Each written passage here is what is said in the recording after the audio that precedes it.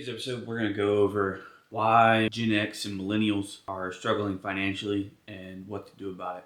A lot of these factors are stuff that couldn't be avoided, so don't take it too personally.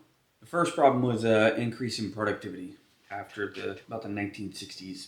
The first bump in productivity was when women entered the workforce. It doubled workforce supply, which reduced wages as people negotiated to get jobs. Wages actually fell as Gen X entered the workforce.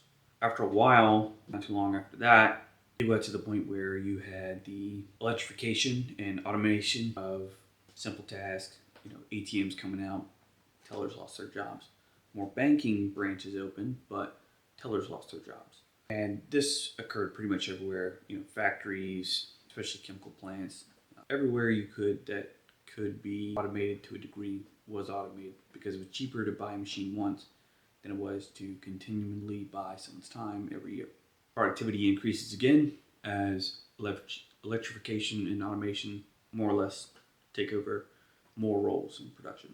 We're going to get to the next wave of this as AI comes online, and its idea creation is where these people are going to get squeezed out last. There's still problems with diagnosticians and things to that degree, but AI is going to cause another significant bump in productivity, and it's going to force more workers out of the workforce, and that's a problem. And I'll explain why less people being in the workforce is a problem later. That's problem one, basically increase in productivity. 2008 is basically the massive money printer. Banks received bailouts rather than restructuring mortgages or using the cash to solidify and make even one bank a resilient bank. They did not do that. They chose to buy back their shares because some repeals leading up to basically the Glass-Steagall Act being effectively eliminated allowed them to basically funnel all of the bail-in cash into their stock and then use their stock price, use the cash once it had been passed through their stock. A better way that government could have did this is the government could have bought the same amount of stock in those companies, held it, and as they reperformed, exited those positions in tranches. But no, we decided we were just going to print money and give it to the banks because that's a great idea. The housing crash in 2008 from this money printing, because relief did reach households. Households on net balance became poorer on real value, not on nominal terms. So dollars went up, but what you could buy with dollars went down. So like the power of the dollar to purchase what you wanted went down. And that's how these houses that it took too long for the money to circulate through the economy to them caused a population collapse. And in 2007 was effectively the last largest graduating class of high school seniors in the United States for the foreseeable future. And that's 18 years. No one's even coming close. And they won't. It's nothing you can recover that segment of the population with. As we progress through that, you're going to see schools closing.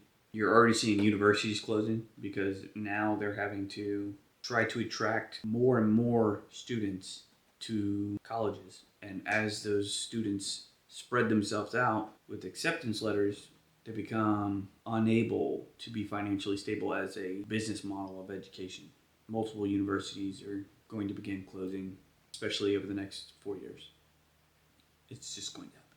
A lot of this stuff, especially in 2008, people assumed a V-shaped recovery was going to occur due to the amount of the print. But the printing was done, the way the print was distributed was done in a fashion that could not circulate through the economy fast enough. And due to that, basically we had repression of real value at household levels. And that system continues to this day. Because of less workers being in the pension funds, because of less workers being workers, pension funds across the nation started to fold, and those companies began to transition to 401ks. The reason for this is to limit the liabilities on the books of companies to maintain pension distributions to those companies. But as less and less people enroll in pensions, the pension becomes unstable. because it has insufficient cash inflows. And this is true for private and public pensions, specifically through your employer. Unless you buy an annuity on the private market, they have separate rules. There's lack of cash flow going into the pensions, but there are many retirees that are now getting out from the Gen X and baby boomers, and the pensions are beginning to collapse because more money is flowing out of the pension funds that are now entering it because the companies closed the pension funds. Now they're having to basically concede that these things will not work. This is true for private company pension funds. Sears is a good example. GM is probably a good example. I haven't checked the numbers on that though. But all of the state pension funds are even worse because these automation bumps also reduced the amount of administration and county workers that were required to function in government. And as the number of county workers required to function in the government decreased, the pension fund again began to invert, where there were more retirees, the current enrolled people that were paying into the pension, and this accelerates itself into more money has to leave the pension every year than the pension has coming in. So all of these states are required to divert their income taxes into the pension fund to shore up these payments. There are 45 states of 50 whose pension funds are unfunded. There are only 5 that are performing well. The problem is when the market begins to shift during the 45 that are being drug under by underperformance, you're going to suffer the selling pressure of 45 states, which is going to drag the 5 states that are correctly administered and managed underwater. So effectively, we have 45 states that are on the deck of the Titanic hoping for a lifeboat. And you have 5 states that are in the crow's nest, and congratulations, they get to stay feet dry 5 more minutes than the next person. But the whole ship is sinking, and it's going to cause printing of dollars to shore up these funds, because if there's anything the government will print money for, it is to continue the operation of the government, especially at local levels. Because if you lose locality control, in their opinion, it's going to create too much losses. The first reduction in Social Security pension payments to retirees will be July 2032. This reduction is going to be from $1,000 to $770. So they're going to stop paying 100% of whatever you're entitled to in Social Security pension, and they're going to reduce that payment to 77%. That's how the $770 comes from.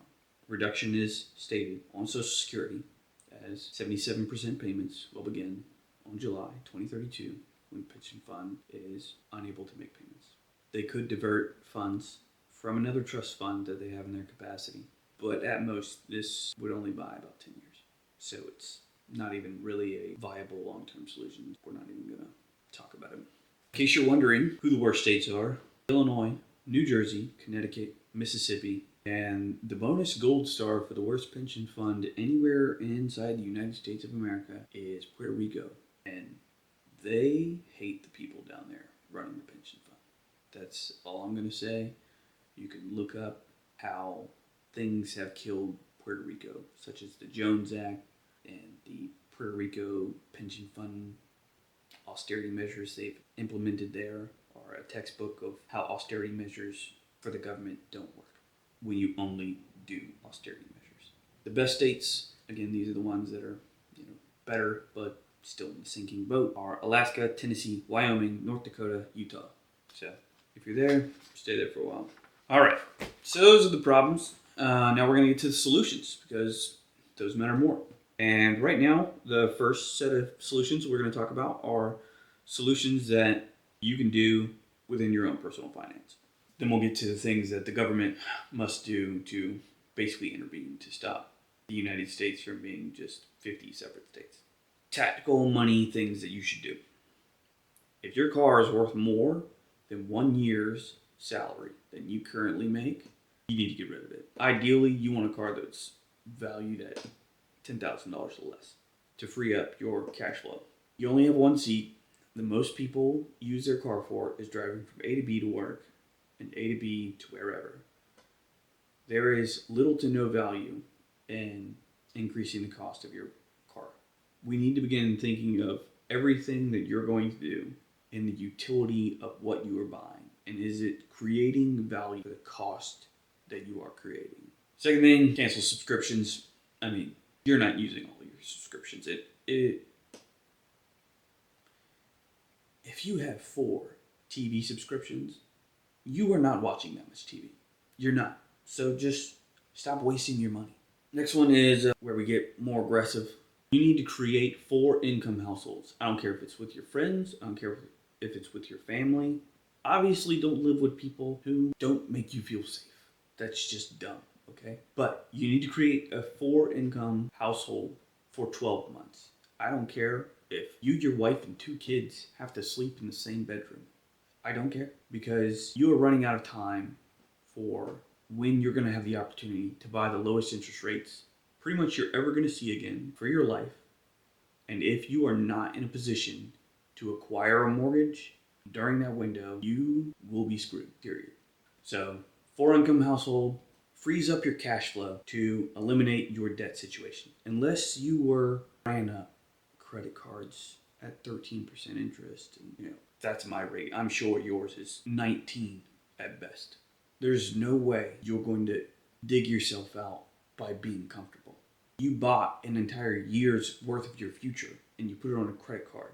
There's only one way out, and it's not the comfortable path. So you have 4 incomes in a single household. All of the adults in that household can begin to target their debt situation. You need to bring your debt on your monthly cash flow down. You can do this the Dave Ramsey way, which is you want to target the smallest bill you have, build momentum. This process works and people stay engaged with it because of a thing called positive reinforcement. You see yourself getting to the 100-yard line. And then now that you've reached the 100-yard line and this bill has been paid, you can reach the 200-yard line.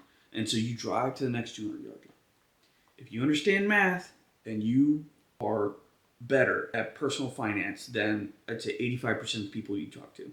You can do what is called a snowball avalanche. And this is the opposite of targeting the smallest bill. You target the highest interest rate, because the highest interest rate is just money you give away, okay?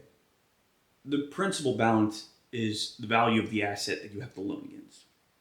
If you target the highest interest rate, you're going to outrun the rate that you're going to outrun the amount of money you have to give to someone for owning that asset of value. And once it's yours, congratulations, you owe no one. And that's a position you want to be in. The reason we want to target household debt to income cash flow is because the United States government is going to pressure its central bank to reduce rates, to reduce the cost of debt that the United States government has to pay on debt. When rates fall to that degree, an investor must find a different vehicle to increase their rate of return. So mortgages will come down in line pretty much with the 10-year Treasury note bond and will stabilize around that rate. Mortgage companies typically hedge that number by about, on the low side, of like 1.4 to 2.5 percentage rate. So if the 10-year bond is 5%, they're going to charge you 7.5 for your new 30-year mortgage. So as they begin to cut, they're going to try and stimulate this economy. And you want to get a mortgage once they're done cutting. But if you have your house, your mortgage, your car, your stupid credit card, and your 17 subscriptions to Ding Dong Donuts in town, because, what are you doing with your money? What are you doing? You really run out of time. And if you got to get uncomfortable. Honestly, if you're truly single, you have no family in town, I would even support you living in your car. I want you to buy a 24-hour gym membership in whatever city you live in your car, and stack money. If you can't find a 4-income household, live in your car. Buy a 24-hour gym membership. Congratulations. You got a sink, you got a shower, you got an activity to do. You just got a bathroom for $76. It's cheaper than a motel. If you don't choose discomfort now, you're going to miss the window, and you're going to be uncomfortable for a lot longer because you chose not to be uncomfortable at the beginning. And you really need to stress that you guys need to be in a position where you want to buy a mortgage. Now you need to go through all the vetting of, is that somewhere you need to be? Is that the house you want? Is that an area you want to be in? I'm gonna have a video on my criteria for buying a house in a certain area. And I think not like you. Trust me. Just use my criteria, plug it into AI, and run with it. All right? You don't want to be in a city that is declining in population, home value, and infrastructure stability. If they can't keep the water treatment plant on, it doesn't do you any good to have access to the city water. Okay? All right. That was a bit of a tangent. Now we're going to get to the government level situation and ways we need to fix this stuff. The federal government's going to have to bail out state pension funds. I mean, Jesus Christ. We bailed out publicly traded bank entities. They are not that special. Pension funds? I don't like bailouts. I don't. But it is necessary to bail out pension funds. And the reason why we must is because we cannot afford teachers to stop showing up to work. You can suffer some hospital closures.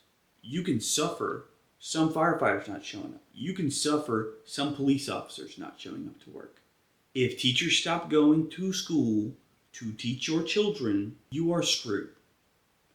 Because if it catches on to the degree that the teachers who are in no way showing up for the pay of the job, and they're definitely not showing up for the stress of the job, because God knows they love administration and individual education plans that they have 12 of in a class of 24. And we're not even going to get to the numbers of head counts and how you think that's an effective plan to manage 24 people to one person. No one in business manages 24 people to one supervisor. No one. And the reason why the teachers are the most important is because if your kid stops going to school, someone will have to leave the workforce to watch that child. It's summer right now, it's July.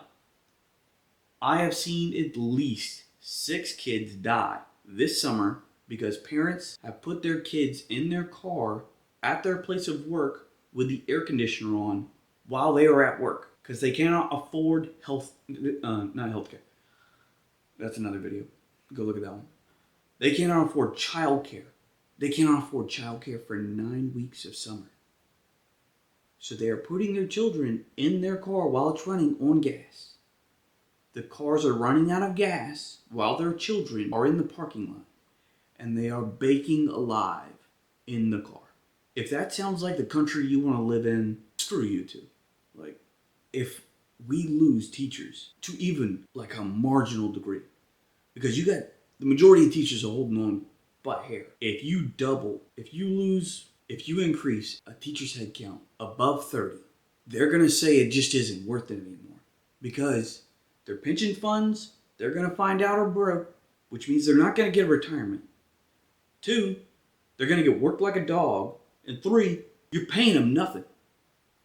And if you do all 3 of these and they start quitting, the country is going to grind to a halt in no time. Because parents will stay home to take care of their children. This is not a solution. You have to save the pensions in order for the state to free up tax income for the state level to pay teachers more or make critical infrastructure improvements to boost productivity. We cannot let schools close. You like public school? Whatever. You send your kid to private school? That's fine. Public schools are what the entire economy revolves around because the United States cannot suffer a 10% loss in productivity anywhere based on the federal government debt, the state government debt, private pensions, nowhere. Pay the teachers more, give them more resources, and you need to move to a full year-round schedule where there are multiple 1 or 2 week breaks throughout the year centered around holidays and different quarters of the year. And I don't care. I don't care about it being difficult on teachers and students and parents because in psychology, the most optimal amount of time that you take off from work is an 8-day stretch. An 8-day stretch gives you the most beneficial momentum for being away from work. And we want to give teachers as many 8-day stretches as we can, because by God, we need to create value. If we can't pay them, we got to at least create value where they get to take multiple 1-year vacations throughout the system so they don't get trapped or feel like they're trapped. Because if they feel like they're trapped, they're going to leave. And we already got 3 big strikes against us. I pray to God none of them find out, because I don't know why they're showing up for work. And if they did know, I don't think they would. There's a final thing about these government pension plans. There is a set of laws that govern non-government pension funds. You need to apply those rules, laws, and regulations onto all government pension plans. Period. Full stop. Done. The only exclusion, at best, you could give is Social Security. And I don't even like saying that, because you're just going to lie to people more. But they're going to be able to lie less by projecting out these imagination profit lines of these pension funds that they are selling to these trustees of these trust funds who don't know a thing about what a good investment is for these pension funds. These investment bankers are coming down here and selling you a bunch of garbage, and they don't know what it looks like.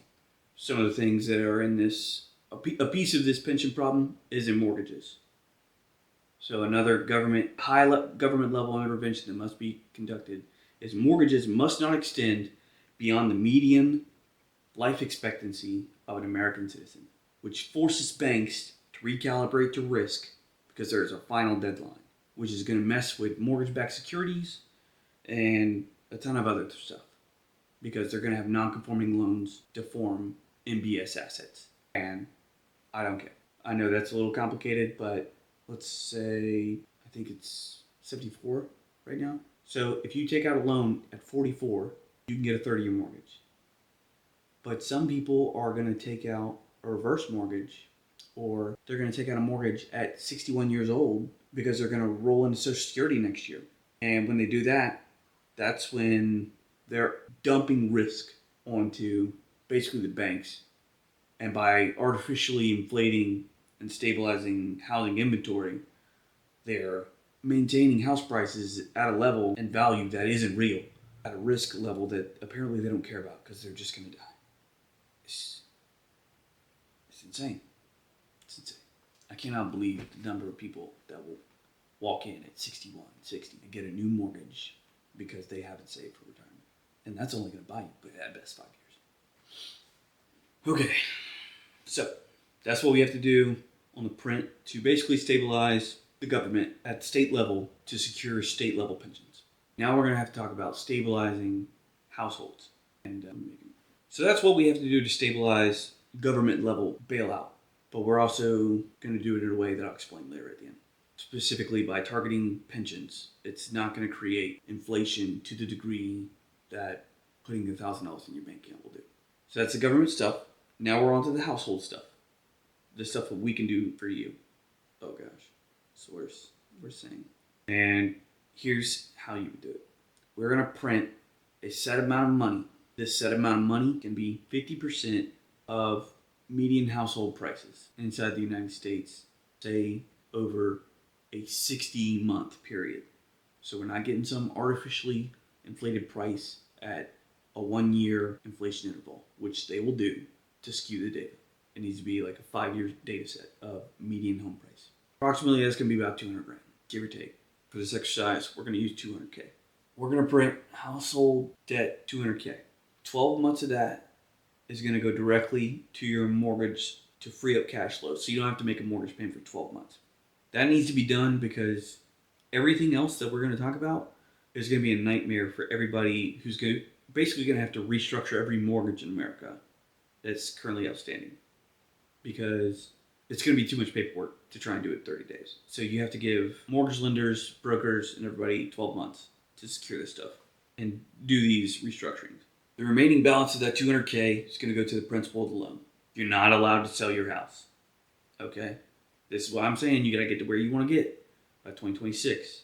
Because in this agreement, it's going to be a shelter-in-place doctrine, which basically is the bankruptcy protection guidelines for households. But we're all pretty much going bankrupt because the nation's going bankrupt. And they're screwing us in printing in ways that don't benefit its citizens. Basically, the government is weaponized the dollar. Its transaction system, SWIFT, and interbank transfers, and civil asset forfeiture. So the shelter-in-place doctrine allows for protections of one vehicle, one house. That is your primary residence. If it's not your primary residence, I don't care. You can light it on fire. You can sell it for $1. I don't care. The majority of Americans don't own two homes. If you want to cry about your second home, do it in the corner. The rest of us have useful things to do. Under this agreement of this bailout, you would have to agree on these terms. Basically, you're entering shelter-in-place doctrine. You can't take this $200K and dump your house and pick up the equity and go buy two more. No. If you want help, you can get help. Also, we'd have to put an artificial window in here where you have 12 months to sign into this program. And if you don't sign into this program, guess what? You'll never get it again. And that provides selling pressure, which also provides compliance if the money's not enough for some people. That artificial negotiation window pressuring people into the program. Under the terms, you would not be able to acquire a new mortgage for 8 years. This includes buying another house. No mortgage. No new mortgage for 8 years. You're done. Enjoy where you live. You're not moving. And if you do move, you're going to be renting. Good luck with that. Under this program, those prices will skyrocket. You'd have to stop selling because you don't want to enter $200,000 per household into the market at the same time because it's going to cause hyperinflation. 8 years down the road, we're going to have a different problem. But if all the mortgages in America are linked on a time frame where they're confined, where they cannot be sold until the 8 year of this program ends, housing inventory will jump at the 8 year interval. And when the 8 year interval jumps, housing inventory will explode. Demand and volume of the market will mismatch. And it will basically stabilize the price of a new home. We'll have some problems when you get to the 8 year mark. You'll have some problems of home value price discovery and stuff like that. But that's an 8 year away problem. But we got problems that are now. And if you'll notice, I'm timing this stuff after the Social Security pension payment reduction. You want to restructure the loans that you pay down this $200K into 40-year MBSs. And you want to restructure them to 40-year MBSs because you basically want to destroy other loan assets. And if you restructure these into loan assets on 40 years, you're going to create a new MBS class because 40-year loans are non-conforming to MBS rules. You're basically going to create an entire new MBS product, but for every house in America. So every other kind of mortgage-backed security is going to get kicked in the teeth. All your ARMs, 15-year mortgages, your 30-year mortgages. There's not going to be anybody who really spits in the face of this deal unless they're a gambling person. And that would be the terms of accepting that. If you didn't accept it, your house would be one of the houses that did not get forced into a confinement period of 8 years. So the inventory there would become extremely overvalued as everybody else would be told for sure you're going to wait 8 years or you're going to build a new house. And that's where people who don't take this agreement would be gambling that their home would double or triple in value, which would be stupid because household income won't double or triple. So no one's going to be able to afford a new mortgage. And that's also why we have to move to a 40-year mortgage, because if you can't, home value is going to go up with all this printing. And you can't raise wages high enough. So you'd have to modify time, with still remaining the constraint, the average median life expectancy. All of these things are going to be done to free up free cash flow at a household level, because we're not going to grow our way out of this position. You basically have to print to stability, and you have to print to stability to create an opportunity where people's financial positions allow them to pursue dreams. If someone can work 80 hours a week, yeah, sure, fine. But most people already have 2 jobs, or they're working 60 hours at their one. And if we don't find a way to free up time and resources, and those 3 resources being time, resources, and health, the population of the country will not grow. And if the population of the country does not grow, the country will become just like the pensions, where we don't have enough people enrolling into the American dream. And then we will become population heavy in our last years. This will cause problems of not being able to basically function because there won't be enough service industries. If we don't reduce the stress and financial burden at the household level, no one will have children. There are too many dreams that people have given up on because they could not afford to maintain those dreams. And so your dreams become smaller and smaller until people have no dreams at all. And that's a world that's insane because the majority of households have less than $600 in their bank account every month. They can't break an arm and go to the hospital. Like, they can't afford it. And the thing that's causing them not to afford it is the dollar. And the way inflation works is when a print happens, prices do not react until demand stabilizes at the new quantity of dollars chasing goods. And if we have to choose one thing to stabilize the price of, it needs to be household free cash flow. And we do that by minimizing negative cash flow, specifically to debt, out of the house. Because if we can do that, we can grow the nation. We can stabilize, at least for one generation, the ability of people to have the time to think and innovate, create. If we wait too long, some idiot in Congress is going to say, bail out the banks again. We don't need to bail out the banks. We need to bail out households. And we don't need to write a check, put it in their hands. We need to force it into their house on their mortgage because that will not cause inflation to tick higher uncontrollably. We need to control the pace and we need to control the rate. We need to bail out the pensions so the schools don't close. We need to bail out the households so people can afford to dream of having children or starting their own company or whatever. This is Millennials and Gen X got screwed, and this is what to do about it. Hopefully somebody plagiarizes what I said. I don't care, as long as it gets done.